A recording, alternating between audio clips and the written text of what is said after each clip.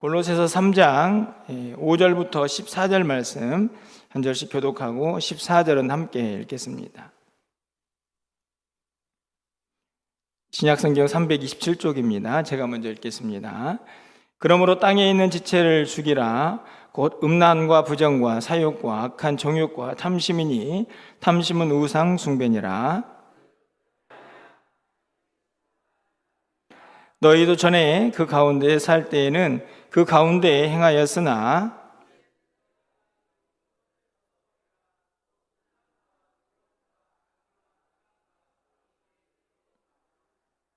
너희가 서로 거짓말을 하지 말라. 옛사람과 그 행위를 벗어버리고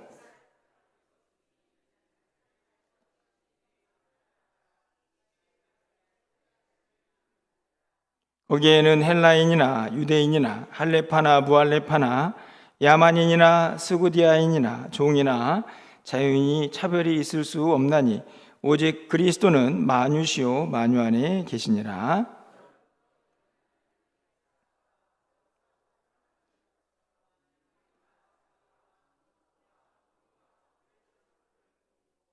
누가 누구에게 불만이 있거든 서로 용납하여 피차 용서하되 주께서 너희를 용서하신 것 같이 너희도 그리하고 이 모든 것 위에 사랑을 더하라. 이는 온전하게 매는 띠니라. 아멘. 할렐루야. 수요일에 나오신 우리 성도님들 환영합니다. 교회를 계속 나오곤 있었지만 수요일을 이제 3주 만에 설교를 하게 되니까 여러분은 어떠신지 모르겠지만 저는 그동안에 참 편했구나 이런 생각을 해보면서 그동안에 또 설교를 하신 분들께 또 감사를 하게 되네요. 저희가 이제 골로새서를 계속 보고 있습니다.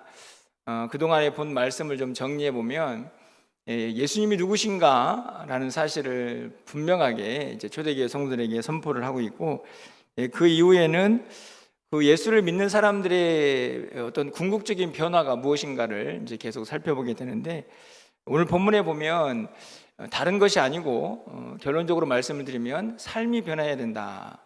쉽게 말하면 행동이 변해야 된다. 이렇게 말씀을 하게 됩니다. 사실은 오늘 본문에 보면 그럼 어떤 행동이 변해야 됩니까? 라고 이야기를 하면서 구체적인 항목들이 굉장히 많이 등장을 합니다. 사실은 그 항목 하나하나도 일일이 살펴볼 필요가 좀 있겠지만 그러기에는 너무나 시간이 많이 소요가 될 것 같고 간단하게 이제 큰 틀 안에서 이것들을 좀 생각하고 구체적으로 어떤 변화를 성경이 우리에게 요구하고 있는가 함께 좀 말씀을 통해서 깨닫고 결단하는 그런 시간을 가져보려고 합니다. 지난 시간 3주 전이죠. 기억이 나시는지 모르겠지만 우리가 예수를 믿으면 땅의 것이 아니라 위의 것을 찾는 사람들이 되어야 한다 하는 말씀을 전했던 기억이 있습니다. 그러면서 오늘 본문에서는 그렇기 때문에 이 위의 것을 찾기 위해서는 땅에 있는 지체를 죽여야 한다 이런 말씀을 하고 있습니다. 5절 말씀이죠. 그러므로 땅에 있는 지체를 죽이라. 곧 음란과 부정과 사욕과 악한 정욕과 탐심이니 탐심은 우상 숭배니라 이렇게 되어 있습니다. 땅에 있는 지체를 죽이라. 이렇게 해야만 사실은 위의 것을 찾을 수 있는 힘이 생겨나는 것인데요. 여러분이 잘 알다시피 이제 지체라고 이야기를 합니다. 바울 사도에게 있어서 지체는 우리가 생각하는 그냥 눈에 보이는 이제 이 몸이 아니고 이 죄악된 본성을 간직한 어떤 타락한 어떤 우리의 육체를 이제 이야기를 하게 되는데 그렇기 때문에 지체를 죽이라는 말은 자살하라는 이야기가 아니고 내 안에 있는 죄악된 본성들을 죽여야만 위의 것을 찾을 수 있다 하는 이야기를 하고 있죠. 그러면서 이제 구체적인 항목들이 나옵니다. 음란, 부정, 사욕, 악한 정욕, 탐심 이렇게 쭉 몇 가지를 나열하더니 탐심을 꼭 집어가지고 한 번 더 강조를 합니다. 탐심은 우상숭배다. 그러니까 앞에 있는 죽여야 될 죄악된 본성들도 크지만 정말 심각한 것이 탐심이다. 이렇게 생각을 좀 해볼 수 있는데요. 여러분들 왜 탐심을 우상숭배라고 이야기를 할까? 여러분들 우상숭배가 무엇을 의미하죠? 우상숭배. 우상숭배는 사실은 구약 성경의 측면에서 보면은 정말 뭔가 더 눈에 보이는 형상을 섬기는 것으로 이해를 할 수 있지만 신약적인 의미에서 보면 훨씬 더 우리의 마음의 상태와 연관이 많이 되어 있습니다. 여기 탐심도 마찬가지죠. 탐심을 누가 볼 수가 있습니까? 그런데 탐심을 우상숭배라 이렇게 말하는 이유는 하나님보다 더 사랑하는 것, 하나님보다 내 마음 안에서 더 많이 차지한 그 무엇은 우상으로 성경이 이제 지목을 하고 있는 것이죠. 쉽게 말하면 하나님보다 더 사랑하는 무엇인가가 내 마음속에 오면 그게 우상숭배고 그 중에 하나가 탐심이다 하는 것을 알 수 있습니다. 쉽게 말하면 무엇인가에 대해서 지나친 욕심을 갖게 되면 하나님이 있을 자리가 없게 되고 그러면 당연히 그것이 우상숭배가 되는 결과다 하는 것이 오늘 이 5절의 가르침인데요. 저는 이 탐심을 보면서 이 탐심이라는 말은 말 그대로 뭔가 욕심을 내는 마음인데 분명하게 그 안에 어떤 구별이 되어 있지는 않습니다. 무슨 말씀이냐 하면 어떤 욕심이냐, 무엇에 대한 욕심이냐를 성경이 꼭 집어서 말하고 있지는 않다는 것이죠. 쉽게 말하면 어떤 사람은 돈에 대해서 탐심을 가질 수 있고 어떤 사람은 명예에 대해서 또 어떤 사람은 권력에 대해서 탐심을 가질 수 있습니다. 그것들이 전부 다 우리 안에서 하나님보다 더 큰 부분을 차지하게 되면 성경은 우상숭배라 이렇게 말을 하는 것이죠. 이 말씀을 좀 생각해 보면요, 저는 우리가 쉽게 생각할 수 있는 이 탐심을 조금 더 심각하게 여겨야 한다라고 바울 사도가 이야기하고 있다고 생각합니다. 내가 좀 뭔가에 욕심을 내고 뭔가를 더 얻기를 원하는 마음이 뭐가 그렇게 큰 잘못이야, 이렇게 생각할 수 있는 이 시대에 그거는 우상숭배입니다. 사실은 생각해보면 성도들이 우상숭배라는 말을 굉장히 심각하게 생각을 하지 않습니까?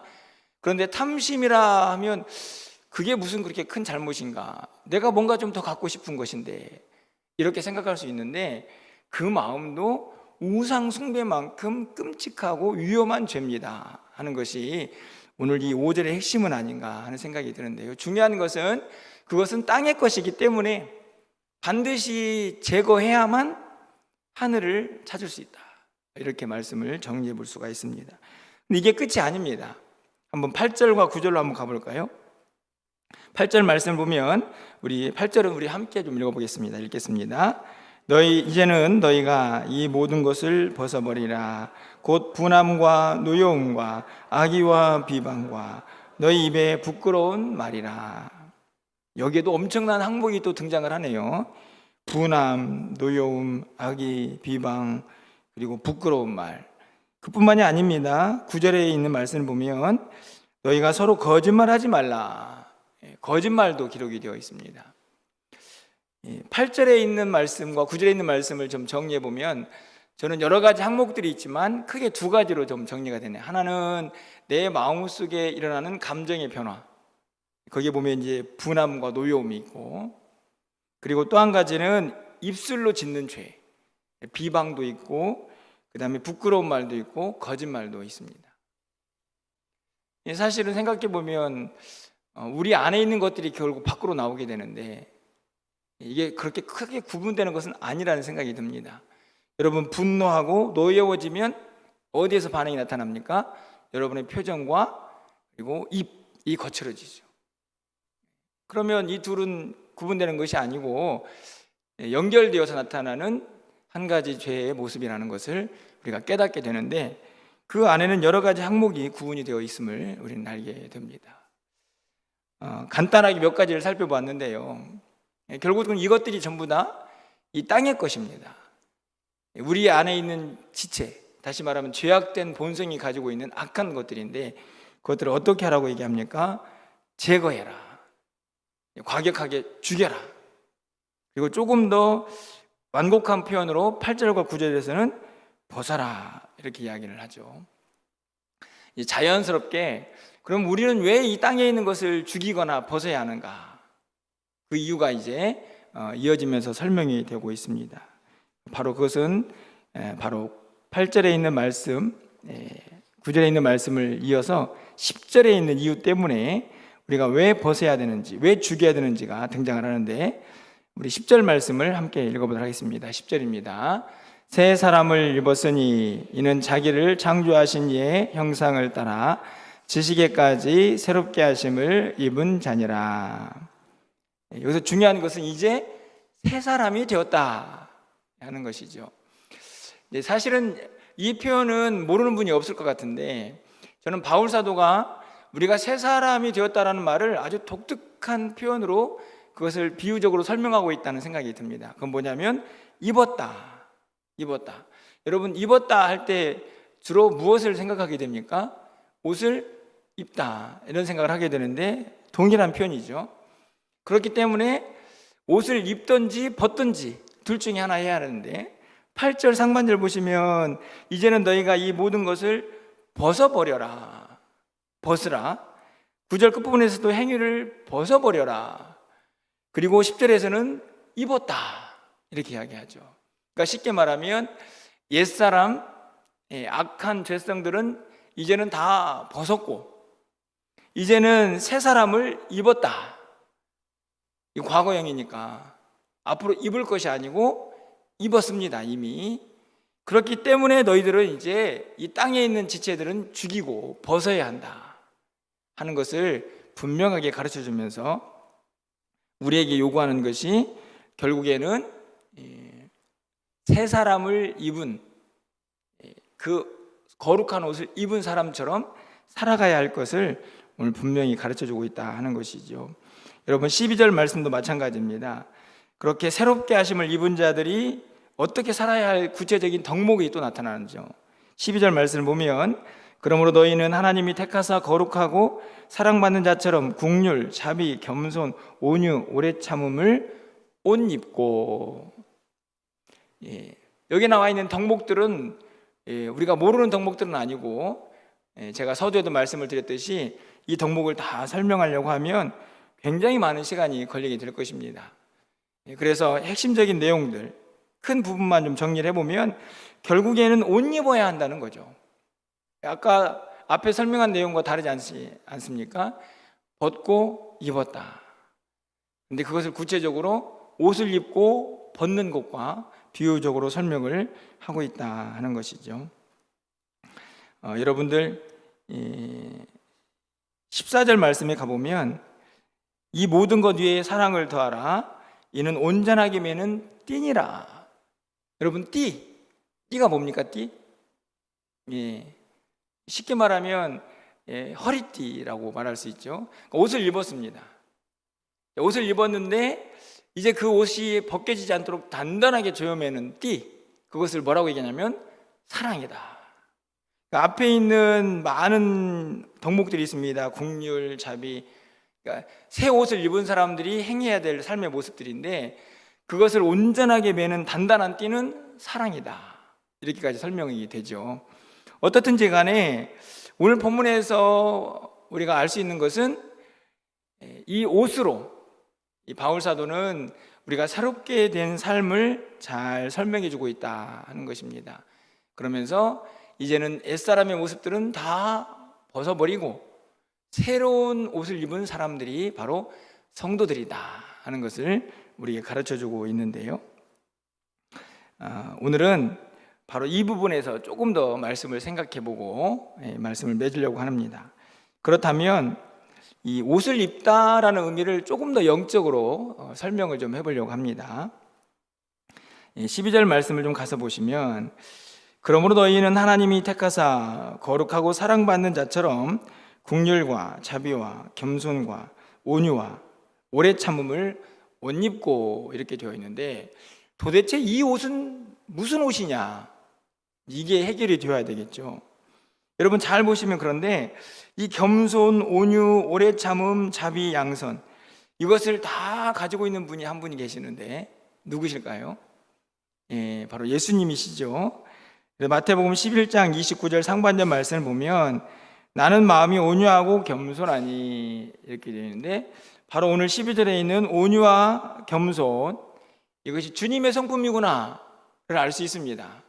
근데 그것을 옷 입으라고 했죠. 그러면 구체적으로 도대체 옷 입는다는 것은 무엇을 의미하는가? 로마서 13장에서 이렇게 설명을 합니다.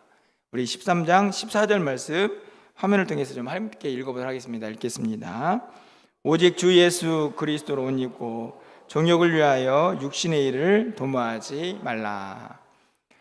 이 부분은, 뒷부분은 이제 우리가 옷을 입었기 때문에 정욕이라는 옛사람의 옷은 벗어버리는 것과 동일한 표현이죠. 그런데 중요한 것은 누구로 옷을 입느냐? 예수 그리스도로 옷을 입는다 하는 것입니다. 그러니까 로마서 13장에 있는 말씀을 가지고 오늘 본문에 있는 입고 벗는다는 말씀과 연결을 시켜보면, 여러분, 그러면 우리가 지금 누구의 옷을 입고 있느냐? 그리스도로 옷을 입고 있다 하는 것을 깨닫게 되는데, 그리스도로 옷을 입는다는 말은 무엇을 의미할까요?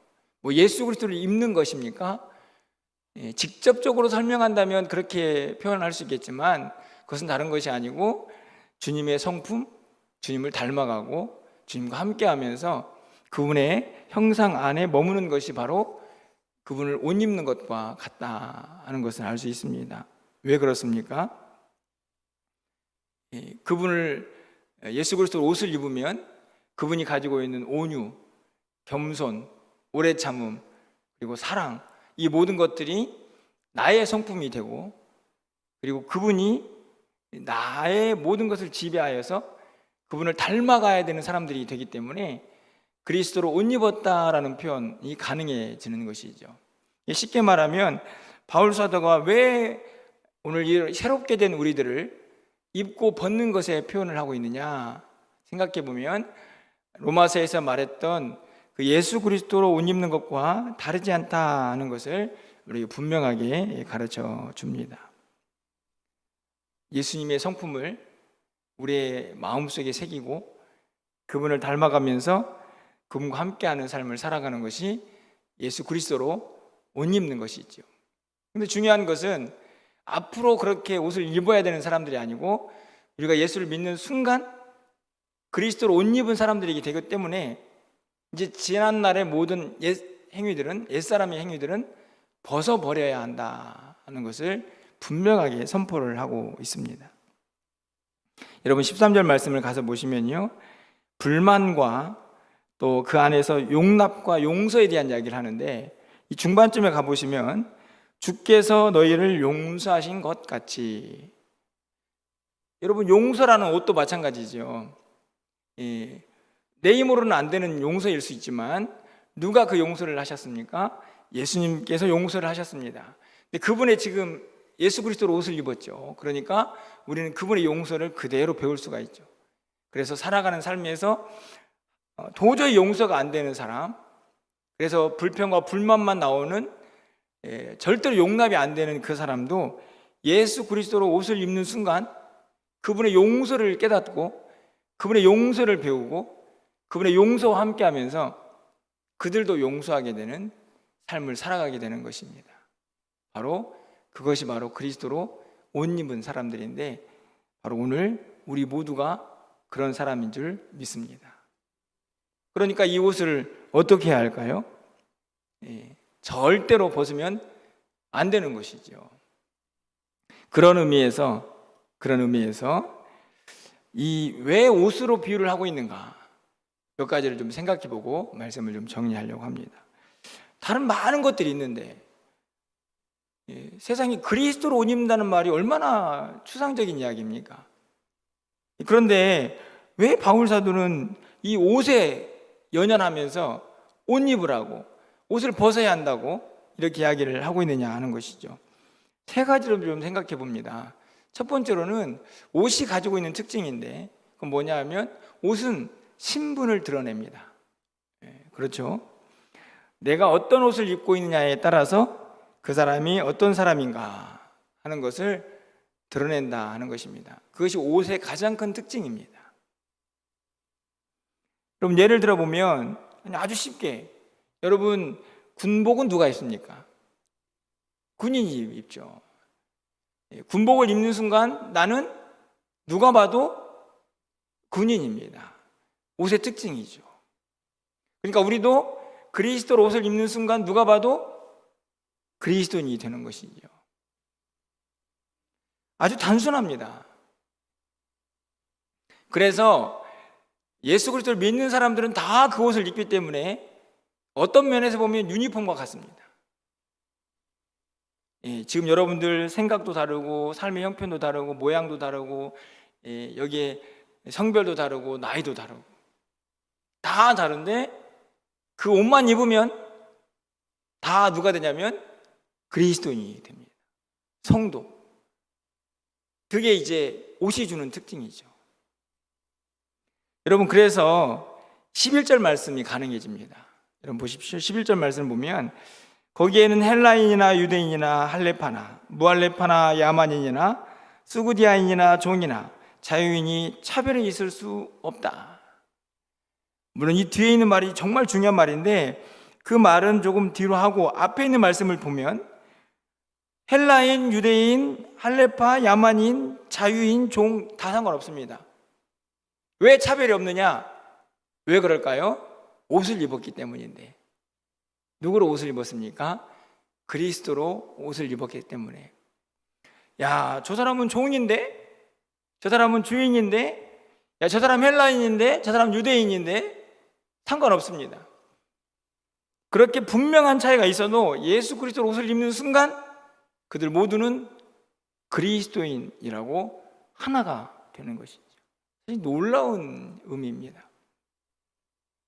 그래서 세상에 많은 사람들이 저 아프리카에 있는 사람도, 중동에 있는 사람도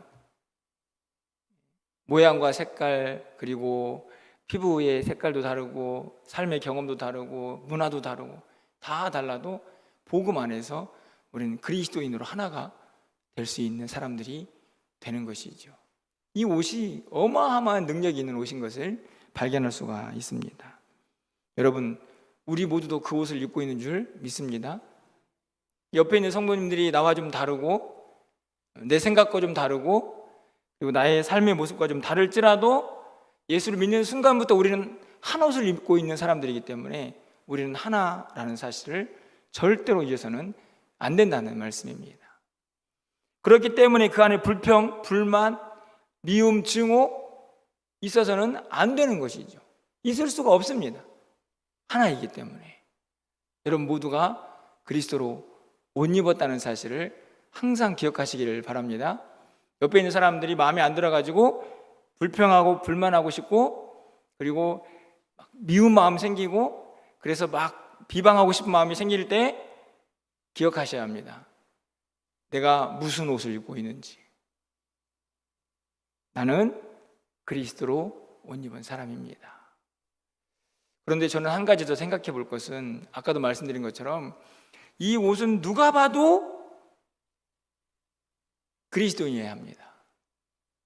군복 입은 사람이 누가 봐도 군인이라고 알 수 있듯이 그럼 여러분들 뭘로 여러분을 나타내실 겁니까? 지금 여러분들이 무슨 옷을 입고 있습니까? 그리스도로 옷을 입으셨죠? 이미 입었다고 분명히 말씀을 드렸습니다. 그럼 누가 봐도 여러분들은 그리스도인이어야 되는데 어떻습니까? 누가 봐도 그리스도인 맞습니까? 예. 누가 봐도 목사, 누가 봐도 장로 아닙니다. 물론 그것도 중요한데 누가 봐도 그리스도인이어야 합니다. 왜요? 그리스도로 옷 입었기 때문이죠. 그러기 위해서 반드시 이 육체의 것을 땅의 지체를 죽여야 합니다. 이게 이 일이 되지 않으면 그렇게 옷을 입고 있음에도 불구하고 나는 그리스도인입니다 라는 정체성이 세상 사람들에게 드러나지 않게 되는 것이죠. 사실은 우리의 가슴 아픔은 여기에 있습니다. 이미 존재론적으로 완전히 변화된 사람들인데 그래서 그리스도로 옷 입어가지고 이제는 완전히 새 사람이 되었는데 이것들을 죽이지 못해서 누가 봐도 그리스도인이 되어야 될 사람들이 맞나? 아닌가? 예수 믿는가? 아닌가? 헷갈리는 사람들이 될 수도 있게 되는 것이.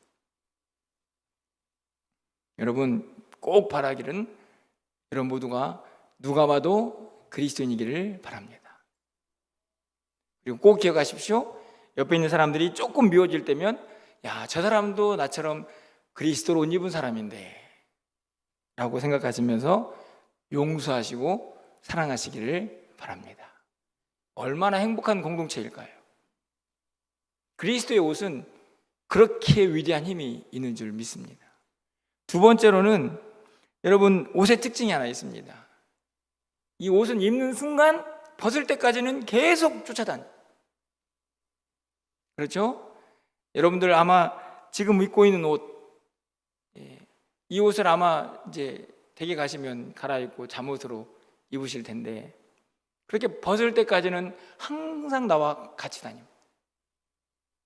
영적으로 그리스도 옷을 딱 입었습니다. 그럼 어떻게 할까요? 어떻게 되는 거죠? 매 순간 가는 곳곳마다 누가 따라다녀요? 누가 따라다녀요? 그 옷이 따라다녀요. 그 옷이 누구의 옷인데요? 그리스도의 옷이에요. 절대로 잊어버리시면 안 됩니다.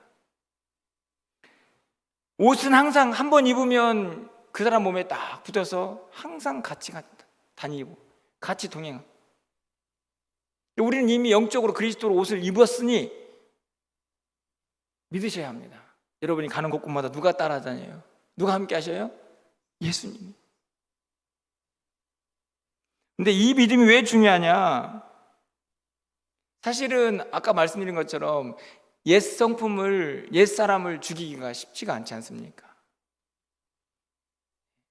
살다 보면 내 안에서 막 욕심도 생기고 미움도 생기고 증오도 생기고 막 거짓말도 하고 싶고 비방도 생기고 이렇게 막 거짓된 것들이 막 안에서 악한 것들이 솟아나려고 할 때, 그때 이길 수 있는 힘이 어디에 있느냐? 저는 항상 내가 입고 있는 그리스도로 입은 그 옷, 저는 그 옷이라고 확신합니다. 그러니까 내 힘으로 안 될 때 나와 함께 하시는 그분을 통해서 이겨낼 수가 있다는 말씀이죠. 믿으셔야 하고 절대로 잊어버리시면 안 됩니다. 여러분, 그런데 많은 사람들이 꼭 이런 모습인 것 같습니다. 교회에 올 때는 그리스도로 옷 입고, 그리고 세상에 나가서는 잠깐 벗어둬야 돼. 그 옷 입고는 너무 불편해. 그렇게 사시면 안 됩니다. 물론 이것도 영적으로는 그렇게 사실은 설명할 수 없는 부분이지만 우리가 현실적으로 보면 그렇게 살 수도 있다. 교회 올 때는 거룩해 보이고 정말 예수 믿는 사람처럼 보이고, 저 사람 누가 봐도 그리스도인이네. 근데 세상에 나가면 다 벗고 세상 사람들하고 똑같아진다면 이거 얼마나 안타까운 모습입니까? 간절히 바라기는 이미 그리스도로 옷을 입었으니 교회에서든 세상이든 절대로 벗지 마시고 주님과 함께 동행하시면서 그분의 능력으로 우리의 악한 지체를 능히 이겨낼 수 있는 저와 여러분 되시기를 간절히 소망합니다. 마지막으로 이 옷이 주는 너무너무나 중요한 의미가 있습니다. 왜 자꾸 옷에 비유를 하는가? 바울 사도는 우리의 종말의 때를 너무나 잘 알고 있는 사람이었다 하는 생각이 듭니다. 무슨 말씀이냐면 이 옷은요, 천국에 입성할 때 반드시 입어야 할 예복이기 때문에 그렇습니다. 여러분, 천국에 누가 갑니까? 예수 믿는 사람이 가죠. 예수 믿는 사람은 다른 사람이 아닙니다. 예수 그리스도로 옷 입은 사람입니다. 믿으십니까? 여러분, 천국에 가면 반드시 그 예복을 점검받습니다. 여러분, 계시록 19장 8절 말씀에 보면 이렇게 기록이 되어 있는데요, 그에게 빛나고 깨끗한 세마포 옷을 입도록 허락하셨으니 이 세마포 옷은 성도들의 옳은 행실이로다. 천국에 가면, 이게 지금 이 계시록 19장은 혼인잔치를 이제 열고 있는 모습인데, 하나님께서 예수님의 신부들, 성도들이죠, 그들을 이제 혼인잔치의 신부로 이렇게 맞이하고, 그들을 그냥 신부로 맞이할 수 없기 때문에 그들에게 옷을 입힙니다. 이 세마포 옷이 예복이죠, 예복. 그것을 성경은 성도들의 옳은 행실이다 이렇게 얘기합니다. 그러니까 여러분들이 지금 그 옷을 입고 살고 있지 않습니까? 이 계시록 19장은 그곳에서 마치 새 옷을 입는 것처럼 보이지만 오늘 말씀으로 이어서 생각해 보면 이미 입고 있는 옷을 확인하는 것입니다. 그것이 좀 더 깨끗해지고 완성되어 가는 것이죠. 그 나라에서는. 그러니까 지금 입고 있는 그 옷, 그것이 버려지는 게 아니고 예수 그리스도로 입은 옷이기 때문에 깨끗해지고 완성된 상태로 신부의 자리에 서게 되는 것입니다. 그 옷을 입고 있어야죠. 그럼 마태복음 22장에 가보면 이 요한계시록에 있는 천국 잔치를 그대로 예수님께서 비유로 말씀하시는 성경 구절이 있습니다. 이런 말씀을 보면 제가 늘 말씀을 드리지만 하나님의 말씀은 정말 신비롭다, 이런 생각이 참 들게 되는데, 지금 천국 비유를 예수님께서 말씀하시는데 이렇게 비유를 합니다. 마태복음 22장 11절 말씀을 보면 천국 잔치를 열어가지고 손님들을 다 모았습니다. 근데 임금이 손님들을 보러 들어왔습니다. 거기에서 딱 보니까 어머나, 예복을 입지 않은 사람이 있습니다. 그러니까 여러 사람들을 다 초청을 했는데 그 초청받은 모든 사람들은 누구든 상관없는데 반드시 그 임금이 준 예복, 그것만은 입고 그 자리에 있었어야 했던 것이죠. 임금이 와가지고 누가 돈 많은 사람인가, 누가 얼굴 잘생긴 사람인가, 그거 보지 않았습니다. 누가 내가 준 예복을 입고 있는가 봤더니 딱 한 사람이 어머나, 예복을 안 입고 있네요. 어떻게 되었을까요? 12절에 보면 이르되 중구여 어찌하여 예복을 입지 않고 여기 들어왔느냐. 그가 아무 말도 못합니다. 왜냐하면 무자격자거든요. 어떻게 되었을까요? 이어지는 말씀을 보면 그 잔치에 참여할 수 없어서 쫓겨나게 됩니다. 여러분, 왜 그리스도로 입은 옷을 절대 벗으시면 안 됩니까?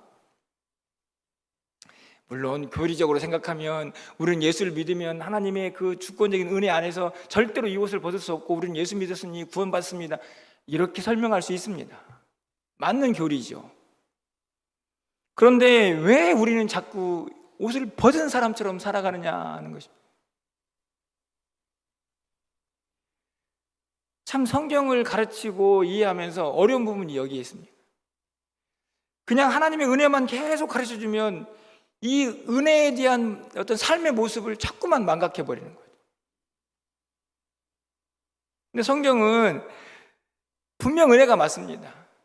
우리가 예수 그리스도로 옷을 입었으니 그것도 하나님이 입혀주셨기 때문에 사실은 성경적으로 보면, 교리적으로 보면 벗을 수 없습니다. 맞습니다. 근데 바울이 그걸 몰라서 지금 그 옷을 입고 있으라고 얘기하는 것입니까? 그렇게 구원받은 사람들이 그렇게 못 사니까, 왜 안 사는지, 왜 못 살고 있는지를 답답해하는 것이죠. 그러면서 고민하는 것입니다. 너 천국 가면 그 예복 입어야 된다. 그 예복 없으면 다 그 잔치에 참여할 수 없어. 여러분, 우리가 반드시 그 옷을 언제 어디서든지 입고 있어야 할 이유가, 오늘 주님이 부르셔도 그 예복 입고 가야 주님 만나니까. 아까도 말씀드렸지만 교리적으로는 이런 설교가 어울리지 않고 맞지 않을 수도 있습니다. 하지만 우리의 현실을 보면 이놈의 옷을 왜 자꾸만 벗으려고 하는지, 이 귀한 옷을 꼭 기억하시길 바랍니다. 이 옷 입고 있어야 천국에 갈 수 있다는 사실을 절대로 벗으시면 안 됩니다. 물론 벗을 수도 없겠지만 여러분, 이미 입은 그 옷을 여러분 소중히 여기시고, 누가 봐도 그리스도인으로, 누가 봐도 하나님의 백성으로, 누가 봐도 하나님의 은혜를 참 사모하는 사람이구나 라고 인정받으며 살아갈 수 있는 저와 여러분의 삶이 되시기를 주님의 이름으로 간절히 축원을 드립니다. 여러분, 사실은 우리가 지금 어떤 옷을 입고 있습니까? 이런 질문은 우리에게는 어울리지 않는 질문입니다. 왜냐하면 우리는 이미 예수를 믿음으로 말미암아 그리스도로 옷을 입고 완전히 새로운 존재가 되었기 때문이죠. 오늘 성경이 우리에게 요구하고 바라는 것은 그 옷을 입은 사람답게 살고 있습니까?를 묻는 것입니다. 이미 받은 은혜가 너무 커서 성경은 그 옷은 절대 벗겨지지 않고, 그래서 우리는 모두가 하나님 나라에 갈 것이라고 약속하고 있지만, 그냥 그 은혜에 빗대어서 그냥 겨우겨우 살아가는 성도가 아니고 당당하게 그 은혜를 힘입고 그 옷을 입은 사람답게 멋지게 살아가는, 그러다가 주님 만나는 인생을 우리에게 요구하신다는 것입니다. 땅의 것은 좀 이제 버리시고 위의 것을 찾으시면서 예수 그리스도로 옷 입은 사람답게 주님 모시고 하루하루 잘 살아가다가 진짜 그 예복이 화려하게 빛나는 그 천국에서 멋지게 주님을 만날 수 있는 저 여러분이 되시기를 주님의 이름으로 간절히 축원을 드립니다.